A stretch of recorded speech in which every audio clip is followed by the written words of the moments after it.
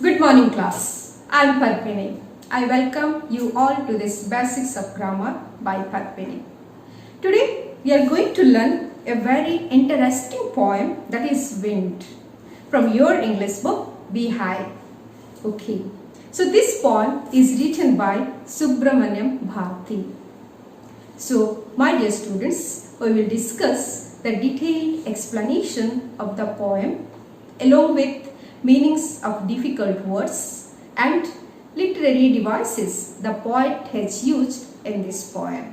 Okay? So wind.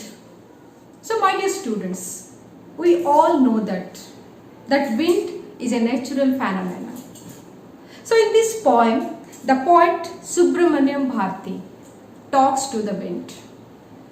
The power of wind has been described. And the poet says here that wind is destructive. He has linked the destructive power of wind to the adversities of life and says that the weak people break down, but those who were stronger emerge out of adversities and stronger. The poem gives us an important message that we should be mentally tough and physically strong in order to survive the hardships of life. A weak person breaks down like a weak building and just crumbles. So we must make these destructive forces our friends with our strength and determination. So the first part of the poem, the poet says here, the wind blows strongly and causes a lot of destruction. So how can we make friends with it? So my dear students, let us discuss that how can we make these destructive forces as our friends? How? With our strength and determination. Okay? So let us discuss the poem. Wind, come softly. Don't break the shutters of the windows. Don't scatter the papers. Don't throw down the books on the shelf. There, look what you did. You threw them all down. You tore the pages of the books. You brought rain again. You are very clever at poking fun at weaklings. So in this stanza, we will find some difficult words like poking fun. Poking fun means making fun of something. Next, weaklings. Weaklings means a person who is weak. Okay.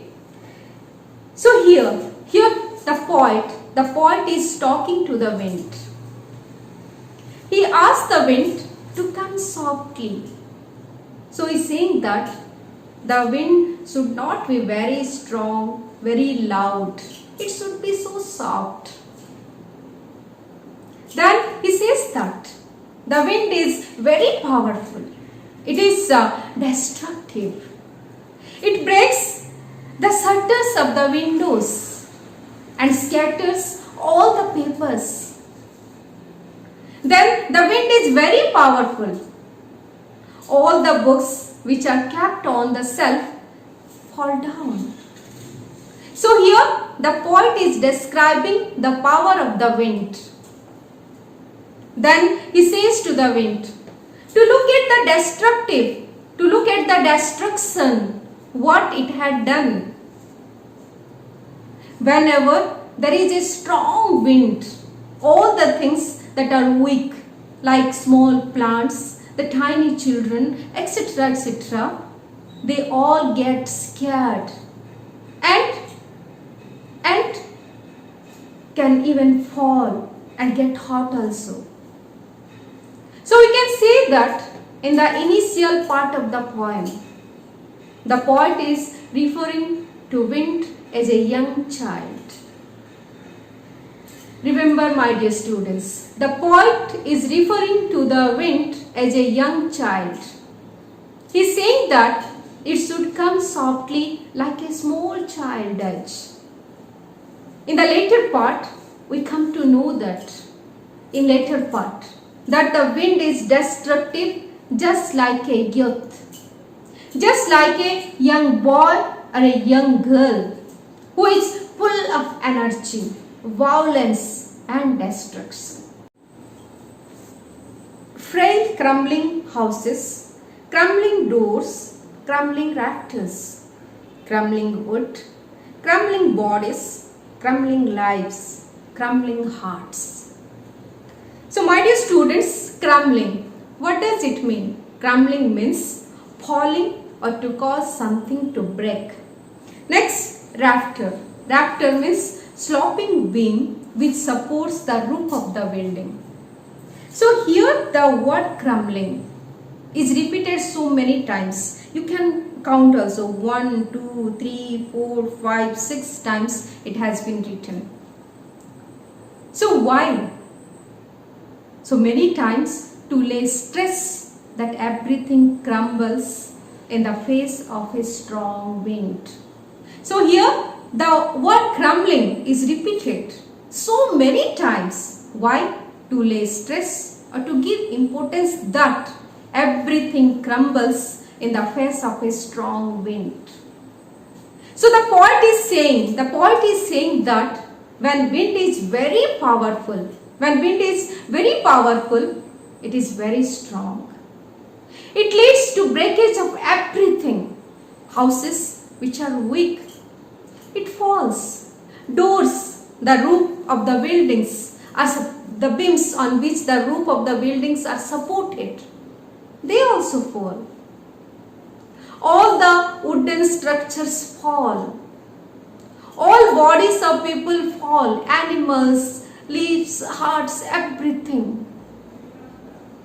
So he's saying that everything crumbles. Everything that is weak reacts by falling down and breaking in the face of adversity.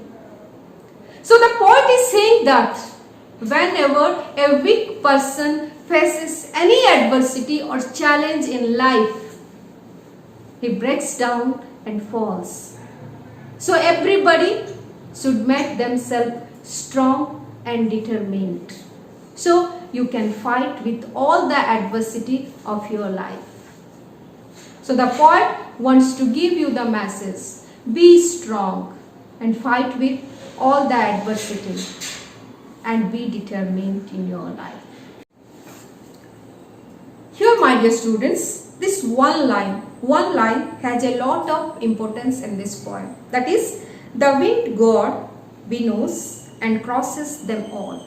So winnows means, you can see here in the picture, winnows means to broke grain that is free from chaff, separate grain from husk by blowing on it with the help of the wind only. So the poet is addressing to wind as the wind god, and he is saying that the powerful god of wind winnows. It means he shifts all the people, and all those people who are weak just fall down and get crushed. So here a comparison is made between wheat and people. Just like we know the wheat to separate the grain from chaff. So the wind god separates the strong people from the weak people. When there is a strong wind, all the things that are weak fall and get crushed. So if you are not strong, you are weak. You cannot face with all the challenges, the adversities which comes to your life. So you fall and you get crushed. So in every stanza, the poet wants to give you one message to make yourself strong, and so that you can face all the challenges which will come in your life. You can face all the challenges of your life and adversities of your life. He won't do what you tell him. So come, let's build strong homes. Let's joint the doors firmly. Practice to form the body. Make the heart steadfast. So here the poet wants us to make friends with the wind. That is the adversities of our lives, the challenges in our life. He says that the problems will not listen to us, which come in our life. No, the problems will not listen to us. They will come. So we should be prepared in preparation. We should be prepared in preparation that we should build strong homes and close the doors of our house firmly so that the wind cannot get into.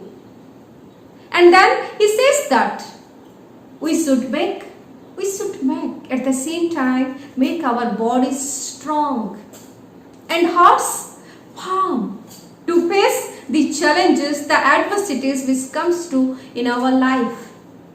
And then once we are strong enough, all the challenges will be like our friends.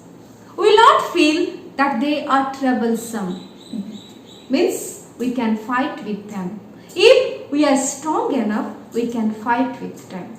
So the poet wants to tell us the problems it will come to our life. We cannot say no to it, but we have to face it with our strength and determination. The wind blows out weak fires. He makes strong fires roar and flourish. He spreads it, it's good. We praise him every day. So here children, flourish. Flourish means grow. So in this stanza, in the last stanza, the poet has kept the wind on a pedestal. He is comparing the wind to God, the Almighty.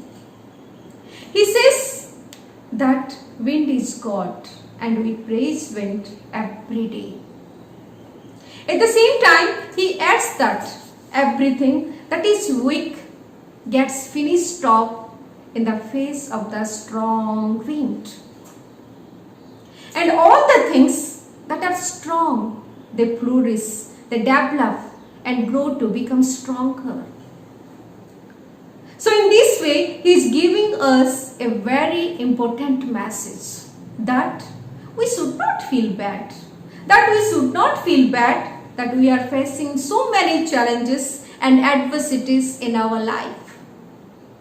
We should make ourselves physically and mentally strong to face all the challenges. And my dear students, and once we are strong enough, we will overcome all the challenges and we will become friends with them. And then we will be very happy that we had these challenges in our life, because they help us to become stronger and better. So challenges, don't feel bad when you face the different challenges in your life, children. You just welcome them. Then how can you welcome them? When you will make yourself firm and make yourself strong. So make yourself strong and face all the challenges in your life. And remember one thing, the challenges and adversities only, children. It will make yourself stronger and better. So without the literary devices, a poem cannot be written. So the poet 𝙱𝙴𝙴 Bharati has used here the different poetic devices, or you can say the literary devices. So the poet has used here rhyme scheme, anaphora, personification, repetition, alliteration and symbolism. So first we will talk about the rhyme scheme. The entire poem is written in free verse. There is no rhyme scheme in the poem. So the first literary device is anaphora. So what is anaphora? When a word is repeated at the start of the two or more conjugative lines, it is the device of anaphora. So you can find in the line 2, 3, 4. and the line 6, 7, 8. In the line 2, 3, 4, that is begin with don't. Begin with don't. And line 6, 7, 8, it begin with you. Okay. Then the next, that is personification. Personification means wind has been personified. When the poet says you are, he is referring to wind as you. That means it is treating wind as a person. Okay. Then next comes repetition. So what is repetition? As I said, the word crumbling. Crumbling is repeated many times to lay emphasis or to give more importance to it. The poet wants to say that the wind crushes everything that is weak. That is why he repeats the word crumbling again and again. Okay. The next comes, that is alliteration. The repetition of a consonant sound in close connection is known as alliteration. Means wind, we knows, W and W. Then won't, want, W then W. Okay. Then next comes your symbolism. So what is symbolism? Symbolism means that the thing which refers to some other thing. The wind is a symbol. It refers to the challenges in life. So wind is a symbol. It tells about the challenges, the adversities in our life. So he is using wind as a symbol for the adversities in our life. So it is known as the symbolism or symbol. So we can see the adversity of life symbol is wind, or wind symbol is the adversities, the challenges in our life. Okay. So what is the theme of the poem?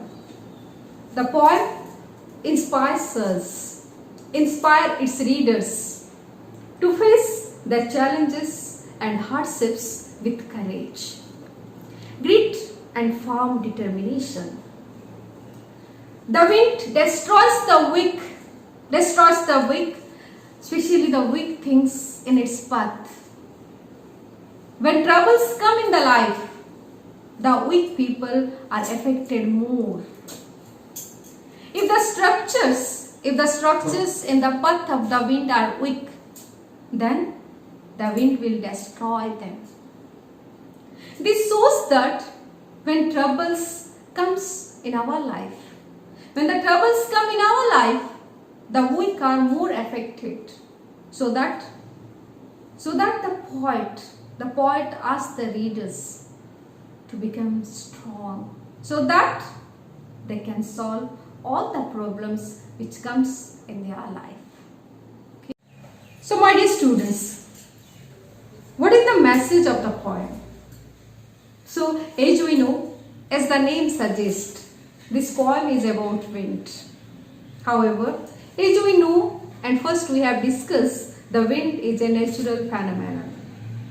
And in the poem, the poet describes the power of the wind and calls wind destructive. Further, he links the destructive power of the wind with the difficulties of our life. He says that weak people break down easily, but stronger people emerge stronger. Also, the poem gives a very important lesson or message that we should be mentally tough and physically strong in order to survive the hardships of life. However, a weak person crumbles and breaks down like an old building, like a weak building. So it is necessary that we should make these destructive forces, especially the destructive forces, our friends, with our determination and strength. So my dear students, I hope you have understood this poem. Thank you.